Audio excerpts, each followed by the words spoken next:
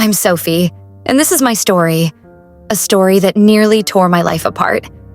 It's strange how things can spiral out of control when you least expect it, and how someone you've trusted for years can suddenly feel like a complete stranger.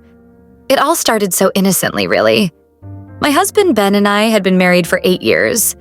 We had a beautiful home, fulfilling careers, and a lovable golden retriever, Daisy, who was like a child to us. But like all relationships, ours hit a rough patch. Though we were still together, we had drifted emotionally.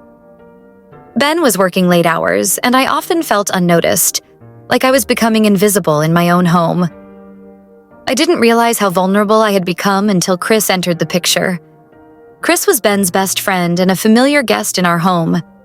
He had been part of our lives for years. He and Ben played basketball together, and the three of us often shared dinners, chatting about everything from work to hobbies. But over time, Chris and I began to connect in a way that felt different.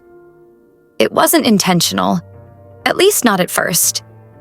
We'd laugh a little too hard at each other's jokes, and I started to look forward to those moments when Chris would come over. Those innocent conversations slowly became more personal, with both of us sharing frustrations and insecurities.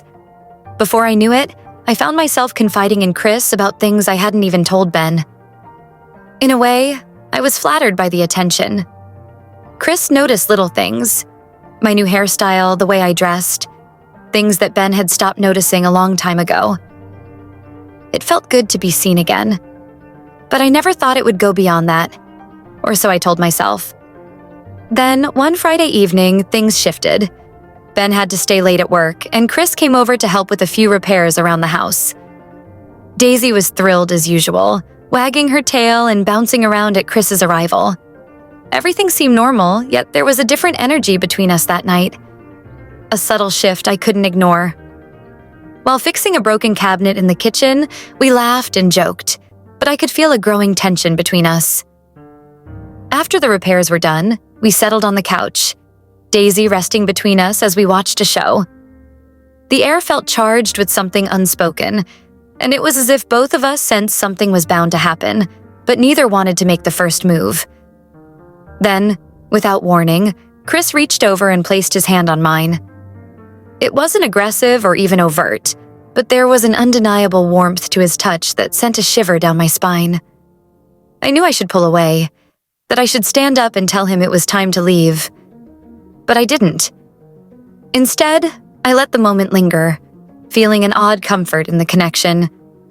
But just as quickly as the moment unfolded, it was interrupted. The front door unlocked and Ben walked in. My heart skipped a beat.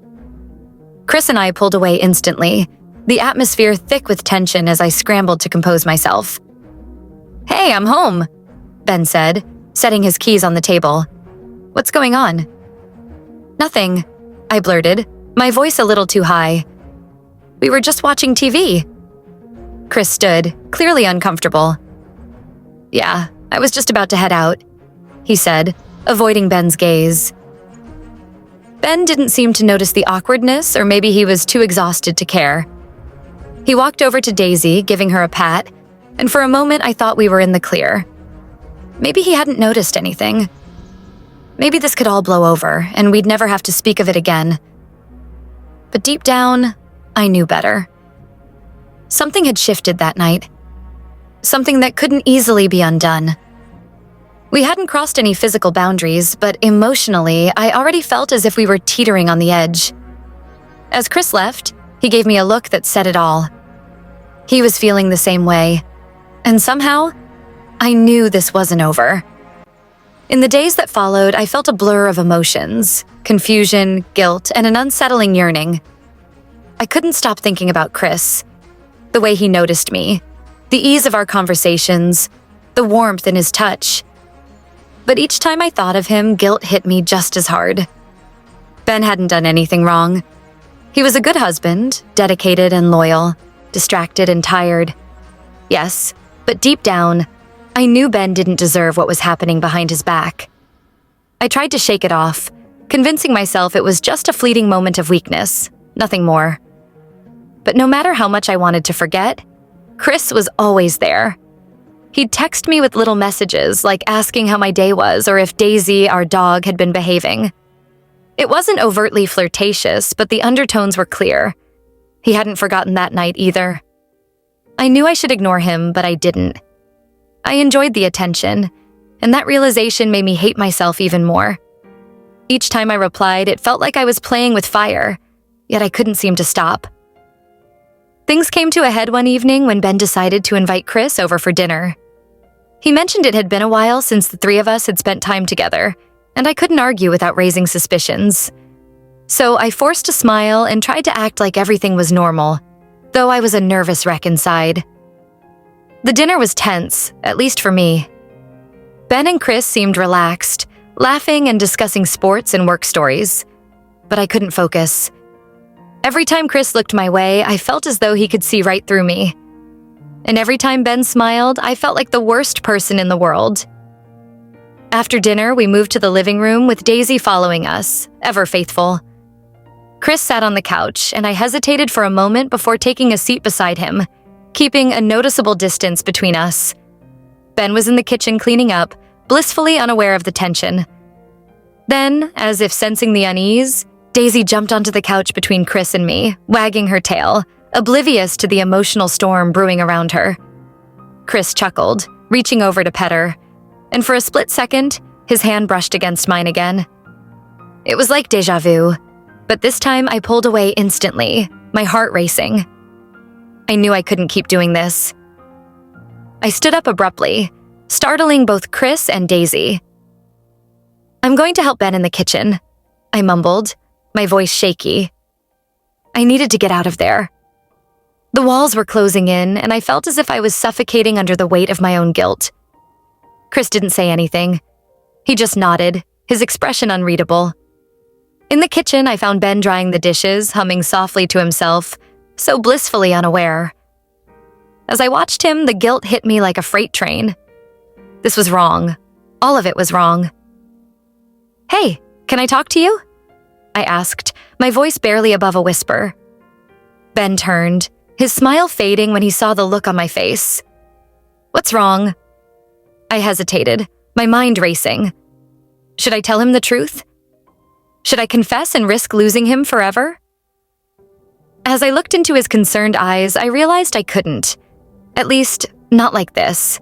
The truth would destroy him, and I wasn't ready for that. I wasn't ready to tear our lives apart.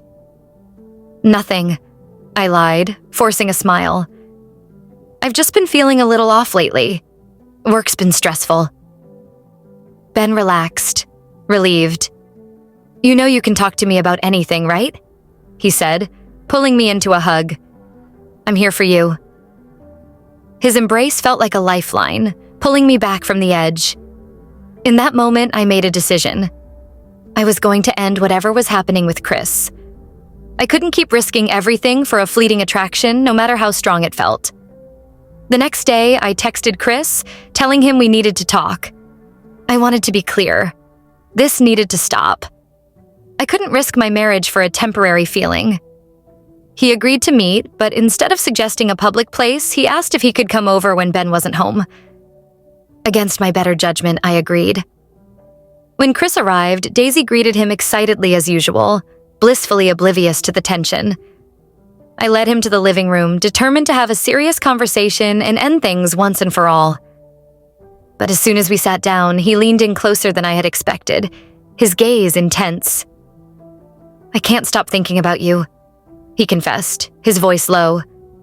My heart raced, but I shook my head. "Chris, this is wrong. We can't do this. I love Ben." "I know," he replied, reaching for my hand again. "But I can't help how I feel." I pulled my hand away, standing up to put some distance between us. "This has to stop. We can't keep doing this."